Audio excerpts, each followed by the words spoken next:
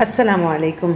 आज की हमारी रेसिपी है मैंगो ट्रफल, जिसका मज़ेदार सा सीज़न शुरू हो चुका है। तो चलें स्टार्ट करते हैं। इसके लिए मैंने प्रीपेयर्ड कस्टर्ड पहले से बना के रख लिया है, जेली जमा ली है, मैंगो के क्यूब्स काट लिए हैं और ये हैं बादाम जो मैंने कूट के रख लिए हैं। तो चलें स्टार्ट करते हैं। बिस्मिल्लाहिर्रहमानिर्रहीम। सबसे पहले हम कस्टर्ड की एक लेयर लगाएंगे। ये बहुत क्विक और बहुत ही मज़ेदार बनता है डिज़र्ट। आप एक दफ़ा ट्राई कीजिएगा, उसके बाद मुझे ज़रूर बताइएगा कि आपको कैसा लगा। कस्टर्ड ना हमारा बहुत ज़्यादा थिक होगा और ना रनी होगा, इसको बिल्कुल मीडियम होना चाहिए। अब इस पर एक लेयर हमने लगाई है मैंगो की, उसके बाद हम डालेंगे ये स्ट्रॉबेरी जेली। ये भी मैंने पहले से जमा के रख ली थी ताकि हमारी झटपट बन जाए रेसिपी।